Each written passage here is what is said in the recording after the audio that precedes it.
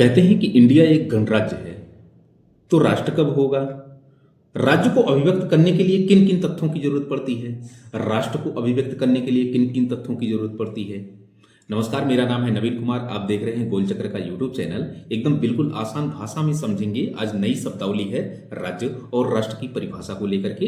इनमें क्या कुछ डिफरेंसेस हो सकते हैं उसको पूरी तरह स्पष्ट करेंगे उदाहरणों के माध्यम से। तो राज्य क्या होता है, एकदम आसान भाषा में सुनिएगा। राज्य एक प्रकार की ऐसी राजनीतिक और प्रशासनिक इकाई होती है जिसमें निश्चित एक भूभाग हो, एक निश्चित भूभाग हो। निश्चित भूभाग होगा तो उस भूभाग में कुछ न कुछ जनसंख्या निश्चित तौर पे होगी, और उस जनसंख्या को संचालित करने के लिए, रेगुलेट करने के लिए, उसके डेवलपमेंट के लिए सरकार होगी निश्चित तौर पे। और सरकार को रेगुलेट करने के लिए, संचालित करने के लिए एक कोई न कोई कानून और संविधान होगा, ठीक है ना। और सरकार तभी काम कर पाएगी जब उसको संप्रभुता होगी। जब सरकार संप्रभु होगी मतलब कि अपने आंतरिक मामलों को करने के लिए और अपने बाह्य मामलों को करने के लिए सरकार स्वतंत्र होगी।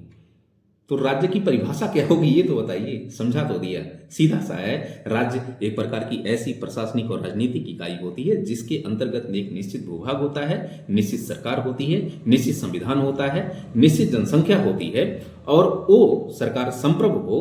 इस प्रकार के जो है स्वरूप को हम राज्य की परिभाषा के अंतर्गत शामिल करते हैं, ठीक है ना। कुल मिला जुलाकर जो राज्य है एक प्रकार की वैधानिक और भौगोलिक विचारधारा है।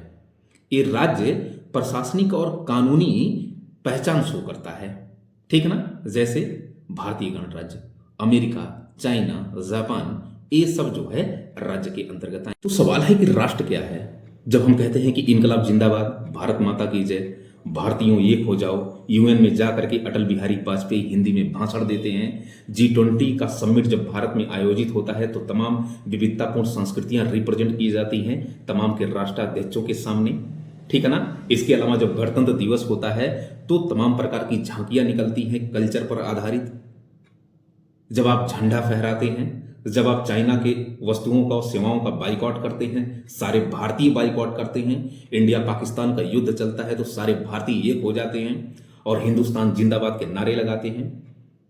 ये सब राष्ट्र की अभिव्यक्ति का एक प्रतीक है, ये जान लीजिए। तो सवाल है कि राष्ट्र की परिभाषा क्या होगी? सिंपल सा है, राष्ट्र की जो परिभाषा होगी, राष्ट्र एक प्रकार का ऐसा समूह या समाज होता है जो साझा संस्कृति, जो साझा विरासत को, जो साझा इतिहास, भाषा, परंपरा को अभिव्यक्त करता है। कुल मिला जुलाकर जो राष्ट्र है भैया, यह भावनात्मक और मनोवैज्ञानिक विषय है जो अपनी संस्कृति, भाषा और अपनी कल्चर को, अपनी विविधता को शो करे।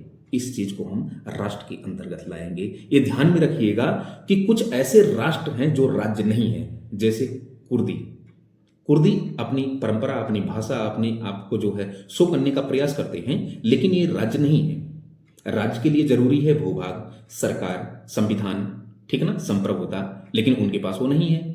लेकिन वो अपने कल्चर को, अपनी डिमांड को, अपने झंडे को, अपनी भाषा को शो करते हैं, अपनी मांग करते हैं। तो राष्ट्र तो है लेकिन राज्य नहीं है। ऐसे तिब्बती ये अपनी भाषा को, अपने कल्चर को, ये सब शो करने का प्रयास करते हैं, लेकिन संप्रभुता उनके पास नहीं है, ठीक है ना। तो ये राष्ट्र है। राष्ट्र कुल मिला जुलाकर बिना राज्य के भी हो सकते हैं, लेकिन जहां पे राज्य होगा वहां पर राष्ट्र की अवधारणा अपने आप होगी, ठीक है भैया।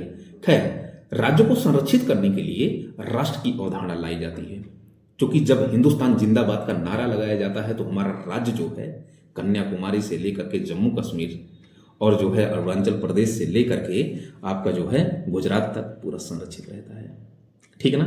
तो आई होप समझ में आया होगा कि राज्य क्या होता है और राष्ट्र क्या होता है। आज के लिए फिलहाल इतना ही। Thank you so much.